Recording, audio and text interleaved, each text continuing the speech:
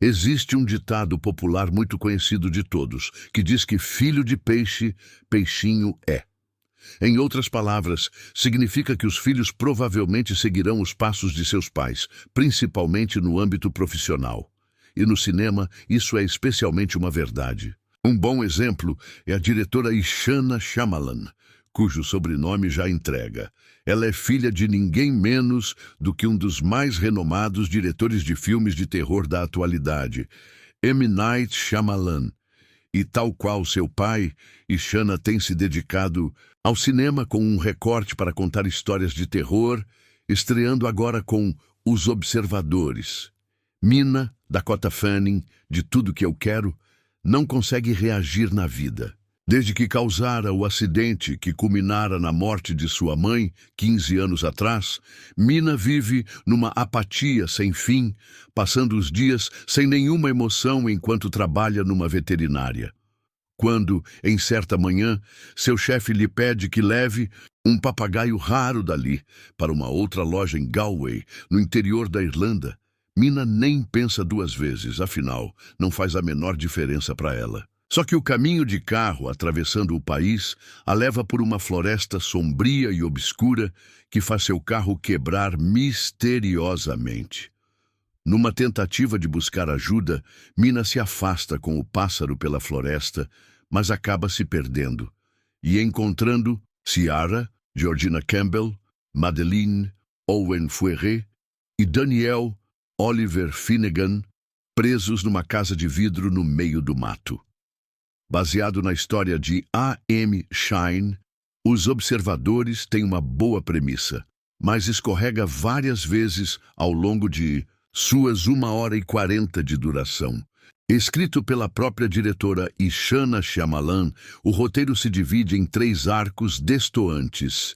O primeiro, que apresenta a vida da protagonista, é quase entediante, já que a rotina dela também o é.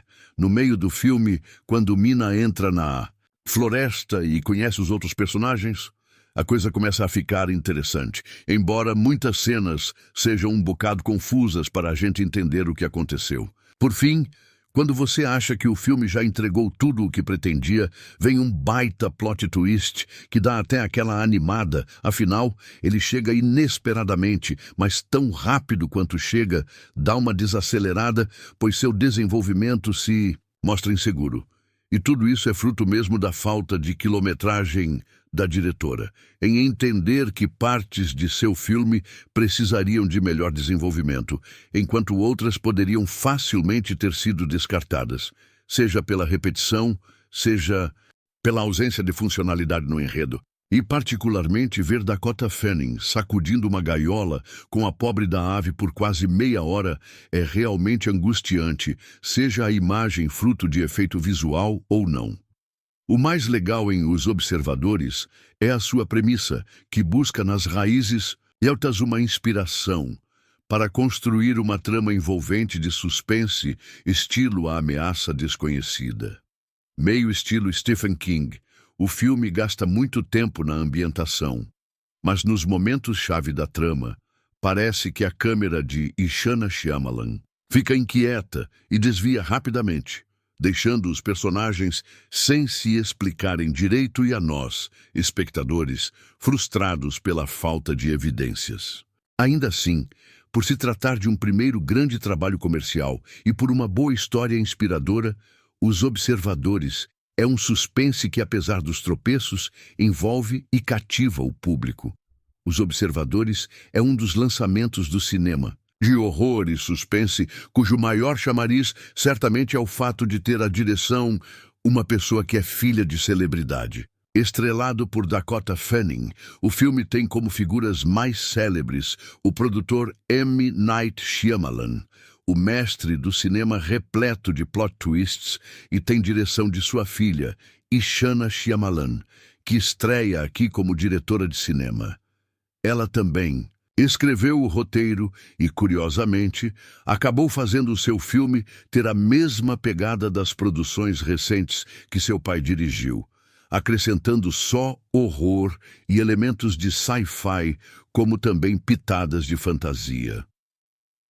A história acompanha uma moça de Gênio forte e personalidade depressiva acaba caindo em estranha floresta no oeste da Irlanda, enquanto estava em uma viagem de trabalho. Depois de se perder nessa estranha localidade, ela encontra um abrigo, mas fica presa nele, ao lado de estranhos, que são observados por criaturas que todas as noites, a partir do momento em que caem nessa área.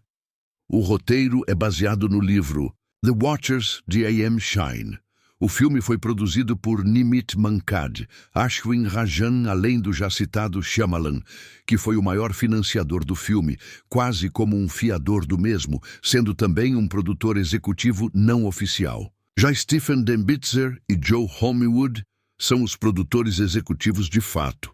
O nome original do longa é The Watchers.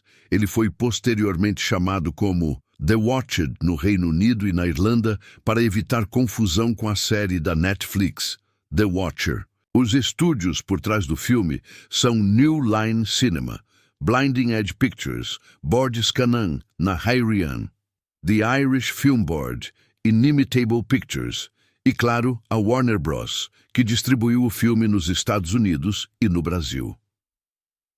O começo do filme se dá com uma narração bastante intrusiva e esquisita que teima em aparecer no início para nunca mais retornar.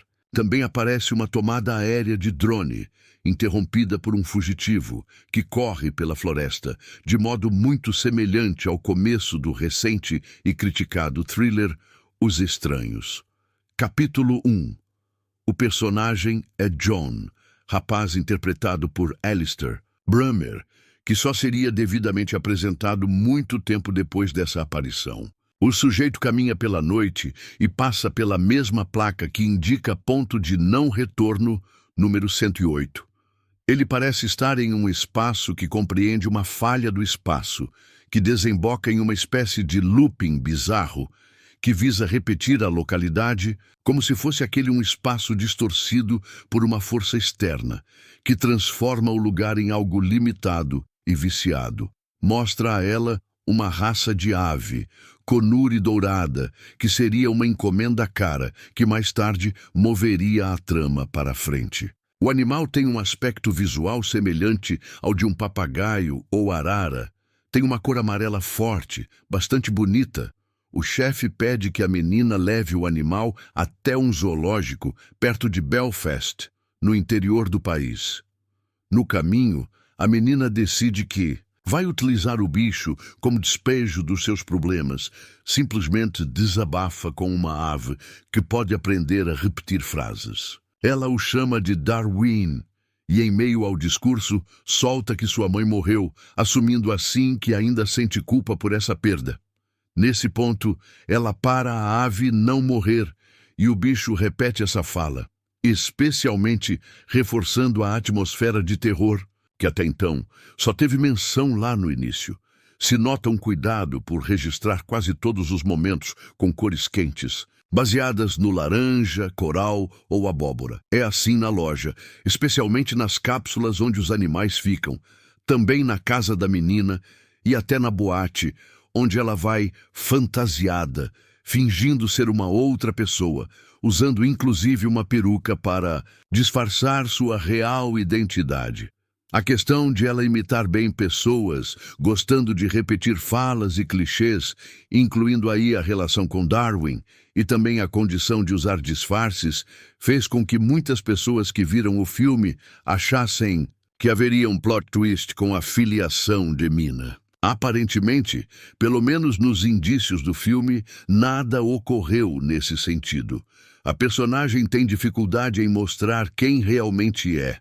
Possivelmente sofre com uma crise de identidade que obviamente tem ligação com a vida órfã que teve. No caminho, ela ouve uma gravação telefônica de Lucy, cuja voz também é de Dakota Fanning, ou seja, as duas são irmãs gêmeas. Uma outra possibilidade é que Mina usa perucas para se diferenciar de sua irmã, embora pareça ter apreço por ela. Ela não despreza a irmã, tanto que ouve em looping a mensagem que ela lhe mandou. Há ali algo mal digerido, dito inclusive por sua irmã, que lamenta o seu sumiço e sua ausência, que inclui até o fato dela não ter visto os seus sobrinhos crescerem. Há uma coincidência entre esse e o livro Drácula, escrito por Bram Stoker, já que Lucy e Mina são os primeiros nomes de personagens centrais da trama do Conde Vampiro. Não há qualquer menção mais enérgica a criaturas vampirescas no filme. Curiosamente, mais tarde na trama, a personagem de Fanning ficaria em uma posição de duplo diante de espelhos boa parte da trama. Lucy é carinhosa, a chama de Mins, mas nem isso comove a irmã. O máximo de tratamento pessoalizado dedicado a ela é o fato de Mina ter repetido o que a irmã disse na mensagem que estava na caixa postal. Outro sinal de que ela poderia ser um dos tais observadores. Protagonista é tão viciada em viver em seu mundo particular e pensa tanto em seus próprios problemas que não percebe nada, não percebe a vida passando, os 15 anos da morte de sua figura materna. Tampouco nota um mural cheio de avisos, de pessoas desaparecidas, que fica ao lado de uma das paradas por onde passa. Ela então chega a uma área florestal, parecida com a do início do filme, e não vê como passar de carro por ali. Decide sair, levando consigo o pássaro na mão para atravessar o pedaço de floresta. Pensando de maneira pragmática, não haveria motivo para ela fazer isso, visto que ela não iria passar uma floresta toda a pé. Ela sequer tem tempo de pensar nisso, já que se perde, mesmo tendo dado poucos passos, não encontra sequer o próprio carro, mesmo que tenha acabado de desembarcar dele. O mistério nesse cenário cinzento passa a se dissipar quando ela encontra uma senhora de cabelos grisalhos, chamada Madeleine. Ela é uma personagem de Olwen Fouéré, atriz veterana, que passou a ficar conhecida após participar de fitas de terror recente. Ela esteve em Mandy, Sede de Vingança e o Massacre da Serra Elétrica, O Retorno de Leatherface,